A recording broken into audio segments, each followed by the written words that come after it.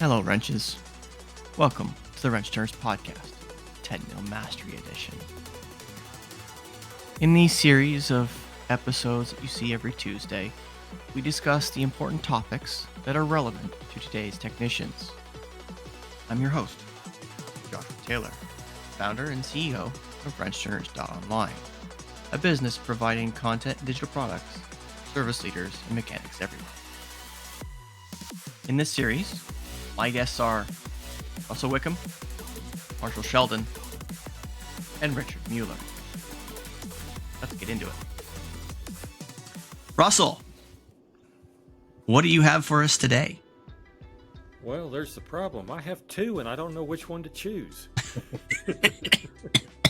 Well, close your eyes and pick. Well, let's do one better. I got a coin in my pocket. Let's flip for it. So, yes, buddy. Heads or tails? Heads. Tail. Oh, I was going to say tails. Well, it's tails. So, is bumper to bumper going to survive? As vehicles are getting more complicated, I'm a bumper-to-bumper technician. I am expected to work on everything from the headlights to the taillights, including transmissions, engines, interior, and stuff is getting so complicated that I really would prefer to specialize. Even if it's specializing in transmissions or something, I would prefer to specialize, but and a small shop, I don't have that option. I have to be bumper to bumper. So as stuff becomes more complicated, and is one person even going to be able to make a living doing something new every single day? Because the systems are becoming so complicated, there's so much more to it that I personally am starting to struggle on remembering everything that I need to remember to work on diesel engines, transmissions, gas engines. Okay, I could go on. So, okay, quick vote. Let's before we answer, let's do a quick vote, and then we'll go through again and find answers. Marshall, yes or no? It's going to survive. No. Richard. Yep. You think it's going to? Okay, I do too, Yep. But I think it's going to be dramatically different. Russell, do you think it's going to survive? With maybe a select few, but I don't see how. Okay. Richard, I want to hear yours first, and then I want to hear Marshall's answer. Okay. So this is a it depends question, because bumper to bumper will survive on a smaller shop basis. It has to. If you're looking at 10 bays or less, bumper to bumper has to survive. You will end up with maybe one guy who does diesel in general, one guy that does transmissions in general, and then the remainder of your technicians or bays will be general bays. When you get into larger shops, we're talking 12 bays plus, that's when you can start what I call building monsters, which is specialty technicians that only do front end work, transmission work, diesel work, electrical work, like those. I call that technician monsters, because you build technicians that will walk from one end of the shop to the other to rip another technician a new one because they're working on a diesel, or they're doing ball joints, or they're on the alignment rack when the front end guy is supposed to get all that shit. So bumper to bumper will survive in smaller shops. It has to. There's no way around it. Vehicles and their many systems are getting more complex, but EVs are simple as shit. They're not. EVs aren't complex. People are overcomplicating a simple system. Will we have more wiring issues? Oh my God. Yeah, we'll have way more wiring issues. We'll have way more complications with that.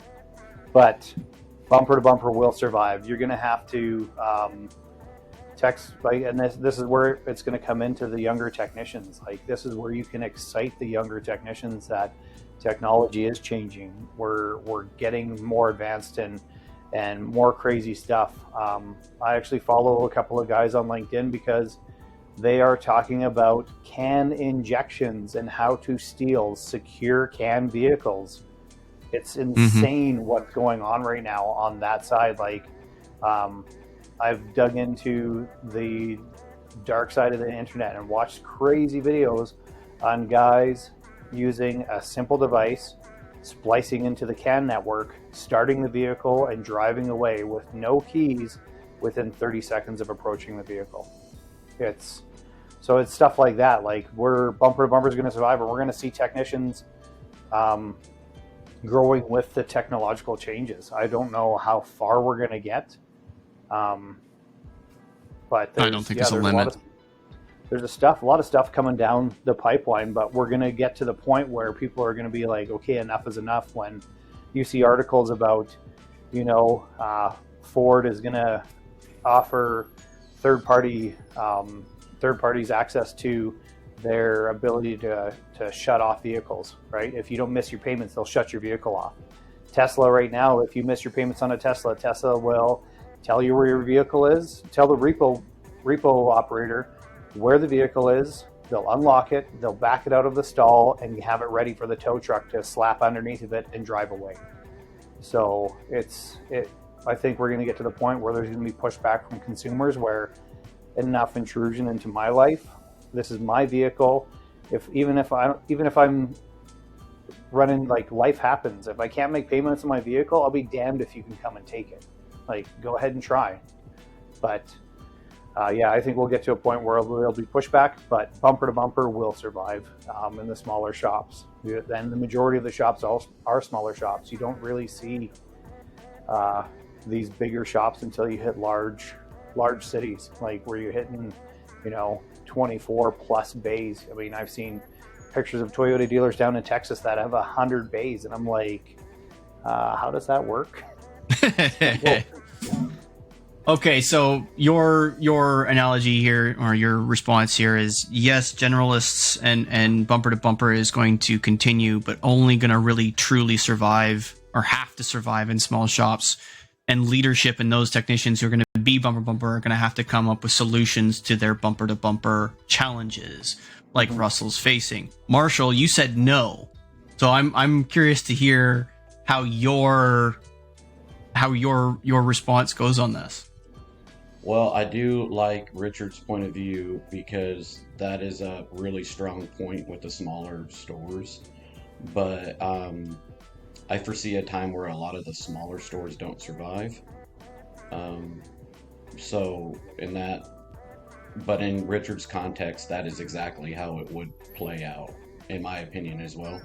But I know that the technicians that I'm training over, let's say, the last 3 years, I try my best to give them as many tools to be I try to train bumper to bumper technicians.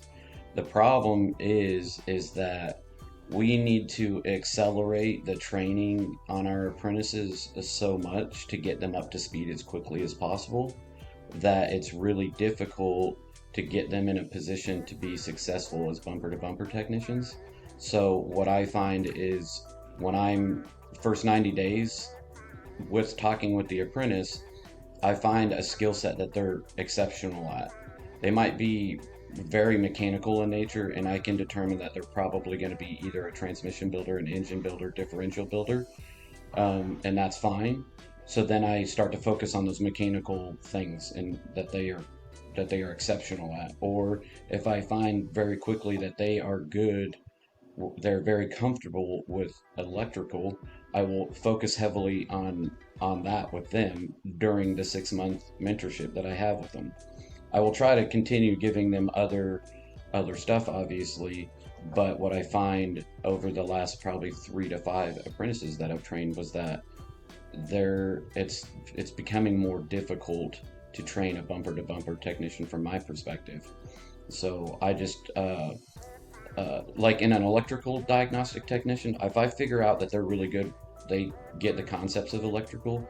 I also try to train them hydraulics because hydraulics are very similar. And so I also will push them heavily into hydraulic diagnostics as well. So like that's just kind of, I'm just throwing that out there. But yeah, I find it's going to be easier to train up more quickly a technician into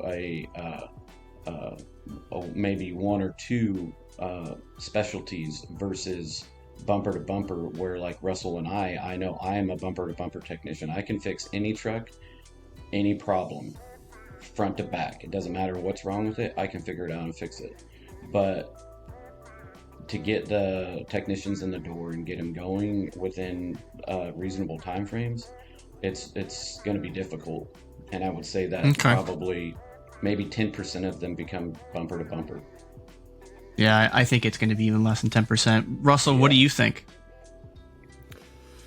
I think due to the complicated nature of modern vehicles, we're going to struggle. Training this apprentice, this is the first one I've really trained, so he would do much better if he could specialize. He just got done doing his first big engine job, did a head gasket on a Sonic. Having to go in and do the timing and everything. And the lack of confidence that he had in what he did, even though he did it very well and was supervised, and I wasn't worried about it at all. It's something that I've got to build, but by the same token, if that's not something that he really enjoys and can thrive in, we need to focus on things that he can really, really thrive at. So him being an underbody tech or undercar tech, so working on the suspension, steering, brakes, things like that. I know that's more entry level, but I think he could get into that and do very well at it. He came out of manufacturing, so he has experience doing repetitive stuff a lot. I don't know. It just, I agree with Richard that as electrics come out, we're going to have a large focus on electrical. Less having to worry about the transmissions, less having to worry about there's no engine to worry about. So there's going to be a lot more emphasis on electric. The concern that I have is I don't see bumper-to-bumper techs continuing to survive on flat rate, especially as we go heavy into electric. That, of course, puts a big hardship on shops because they don't know how to build. For a technician's time when they're not willing to bill 20 hours to tear the whole interior out of a car and tear half of the exterior off of it, checking down a can fault. When you've got 20 miles of wire harness in these vehicles, that's an exaggeration. I don't know exactly what it is, but I wouldn't be surprised if it's accurate. The one can fault that I had to chase down recently. The circuit went from the back of the truck to the front of the truck, underneath the engine, up into another harness, down, and then hit the entire interior. So trying to find this fault, I had the entire interior out. I had all the shields off the underside of the vehicle. And I started having to separate harnesses and individually tracked it down to the back of the cluster. But it was the entire truck going through looking, and that's not to guarantee it wasn't the fault of the windshield module that I had to replace 6 weeks later. So, I found one fault, but then there was still the codes came back, found another fault.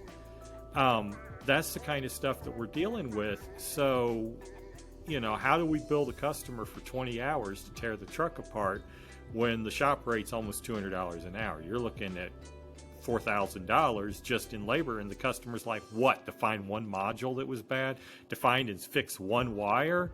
You guys are kidding me. You're rip-off artists.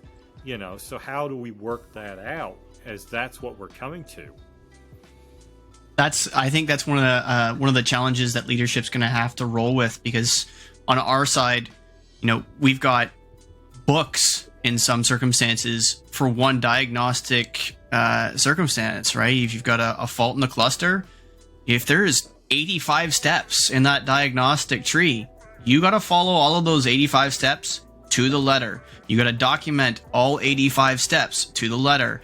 And what they don't necessarily understand in leadership and the consumer definitely doesn't understand is those 85 steps to do your diagnostic might include tearing the interior out. It might include tearing panels off the outside to look for a wiring harness that runs between the inner frame shell and a fender.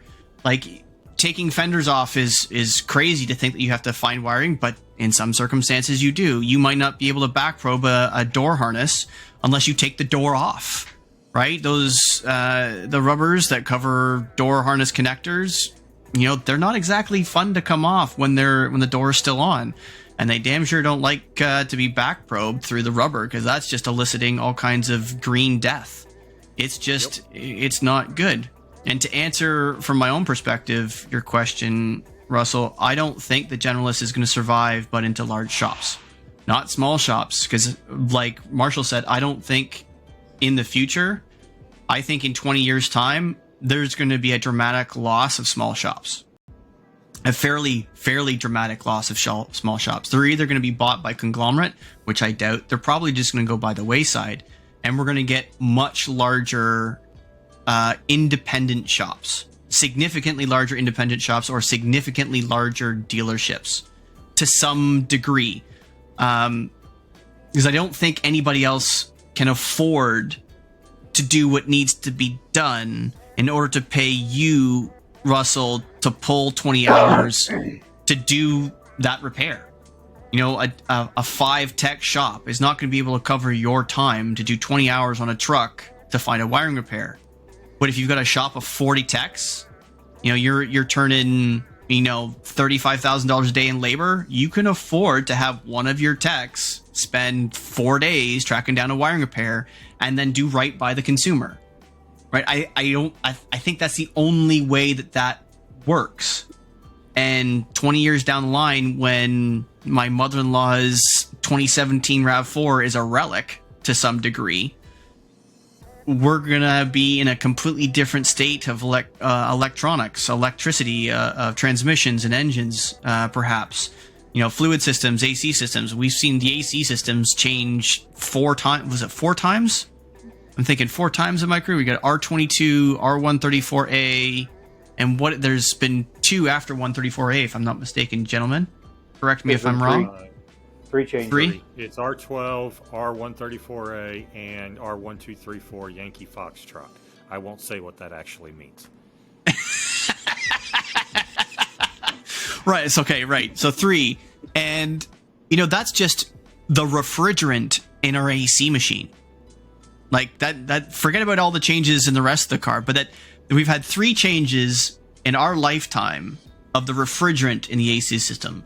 How does that translate into what we're talking about? Bumper to bumper tech. A bumper to bumper tech who works in a southern state. I'm purely spitballing. Correct me if I'm wrong. But in a southern state that has no salt on the roads, you could have a vehicle in your shop. You could have 3 in your shop with 3 completely different refrigeration fluids in it. You could have an No?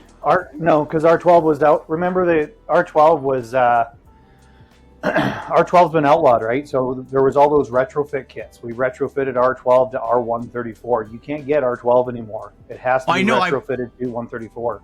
I know, but that's my point. You could have a vehicle roll into the shop that has an R12 system that hasn't yet been done. Maybe it's never worked for 15 years. And it needs to have the conversion. It probably never leaked then. But you can't fill it. If it did leak, you have to upgrade it to a 134A, so you have to know how to do that. Or you have 1234 Yankee Foxtrot that you have to fix. So you have to know all 3 systems, the rules, the regulations, and the laws surrounding all 3 fluids. And we're just talking about AC. So this is where I think for all 3 of it, or 4 of us, are saying roughly the same thing. Is a generalist, a bumper-to-bumper technician, going to survive the way it is today? No, it's absolutely not. It's going to be dramatically different in 10 years' time. And we need to be changing how we teach our young mechanics. As Marshall has said, we need to be changing how we train them, how we teach them, how we coach them, how we mentor them to make sure that they can be successful in 20 years' time when all this shit changes again. I do Awesome. think that small shops can survive, but they're going to have to specialize, and they're going to have a network of trusted shops that they can refer you to if you have one of the problems that they can't handle. So, for instance, you've got Amco that specializes in transmissions. Of course, I'm thinking of big chains. Meineke that specializes in exhaust. So you have these chain shops that are doing that. But I think the smaller shops, they're going to have to pick something, and this is our specialty. And then they network around and they find other shops that can do what they can't. For me, if I ever cut loose on my own, I want to be doing drivability. So if I've got somebody with a transmission internal problem, I need to find a transmission shop I can send them to. If I've got somebody that's got alignment or suspension problem, I need to have a tire shop that I can send them to, because I'm not going to invest $80,000 in an alignment machine. But if they've got a trustworthy shop, then I would be happy to refer that kind of issue to them. So, for me, I think it's possible to run a small shop, but I think it needs to be specialized. Okay. It's basically it's bringing 5,000 in feet. yeah, within 5,000 feet. Well, it's 5,000 feet of wire. Oh, okay. 5,000 feet. A mile. Yes, miles. Okay, cool. Chain, yeah. And HD trucks are even worse. Yeah. Let's not get started on those. That's it. I want to chime in on the independent thing, especially with this push for EVs. What I've been reading for CAN security networks, I seriously think the manufacturer is pushing for the death of the independent. There's no way around it unless an independent heavily invests in OEM tooling to push forward. If once manufacturers go to EV, and because technically by law they don't have to have an OBD2 port on an EV vehicle because there's no emissions. OBD2 is ISO specification for emissions. You have to have that on there for emissions. Tesla has an OBD2 port. It's got power and ground. There's no connection to the network on the vehicle. That's all proprietary. So when we push for EV, we all know how much OEM loves right to repair. They can crush all that with proprietary software, proprietary components, right? So pushing into the future with EV, I think moving forward in 10 to 15 years, you're going to see the death of the independent shop. They're not going to be able to invest that, like, with how much the manufacturer can, then it's at the manufacturer's discretion then how much they want to charge for daily access to the OEM software, how much they want to charge to let an independent, all the security checks that they're going to have to go through. Oh, you want to access a 2034 Chevy Silverado? Okay, now we need a criminal background check. We need to find out what your IT infrastructure is like. You need to have this series of computer with this amount of RAM and hardware in it. And if you don't qualify for any of that, you don't get access to any of the vehicle. So people don't see that big picture. And EVs will kill independence. That's my view right there. That's why I went down the road where I think that if independent, I think that Russell's thought process that being a small shop and having a network of other small shops that you can go to, I think that is the interim success for the small shop in the next 10 to 15 years. But I think Richard's correct in that 15-year plus range, when EVs are no longer a 7% or 8% penetration in the market, and we're talking 20 to 25% or more penetration in the market, when access to proprietary software in EVs is a requirement for day-to-day maintenance and repair, that's when the small independent loses and the large independent has the opportunity, because they can afford that access to a certain degree, but it's still going to be cost prohibitive. If you've got 40 bays in a large independent shop, let's say you have that big a shop, it's still going to be a tough nut to crack, because those licensing fees are not going to be inexpensive. They're going to be huge. They're going to be daily access. They're going to be per car. Somebody like Elon is going to say something along the lines of, okay, you have to license to be able to have the software, and then you're going to have to license how many people use the software, and then you have to pay for the number of vehicles that you use in a month. There's going to be fees for everything, and that's going to be a mountain that's going to go direct to the GP every month that an owner is not necessarily going to want to afford. In places up here in Canada, that's going to be a real challenge. We've got 10 times less the population to be able to service, the people that we serve. City centers are not that large. Even the larger city centers are still going to be a hard push to get a large independent shop to service that kind of debt load or monthly expense carrying cost. That's going to be hard. So I think the answer is but even passing it on to the customer, Russell, we're getting to $200. We're getting awfully close to $200 an hour door rates for domestics. Like there's a couple of local shops here that are pushing $160 an hour for domestic here. Like that's a big, like, to think going back when I was writing service almost a decade ago now at the Chrysler store. That Chrysler, we were $107 an hour or something like that. 10 years and we've gone up $60. We're getting close to $70 locally. They're in the city here. In the city, it's 180, 190. The premium brands are 190 to 200, and the luxury brands are 200 plus. The consumer can barely afford the car payments right now, let alone a $200 an hour repair fee. Like, you're talking about doing brakes is now, an axle's and 1.5, so $300 just for labor. That's a tough nut for the average consumer to pay for on their Elantra, right? Anyway, that's a whole nother discussion. We can get into. Yeah, HD, we're all over 200. I don't know any of the shops around me that are not over 200 an hour. Most, and in the big cities, they're all 250 plus. Yep. Yeah, we're at 170 for gas, and diesels are at 200 an hour. Yeah. What's your labor rate, Russell? 170. And I'm 120. I'm 120 at a power sports store. Yeah, that's crazy. So, that's Canadian though. So that's like $50 American. It ain't fair. And that is the end of the episode for today, Wrenches. I appreciate you stopping by to have a watch or have a listen. Thank you, gentlemen. It continues to be an honor to sit with you and to share the time and energy with you. It's a smile on my face every time. Subscribe to the Wrenchers podcast on your streaming service of choice, including YouTube, so that you don't miss the next time it airs.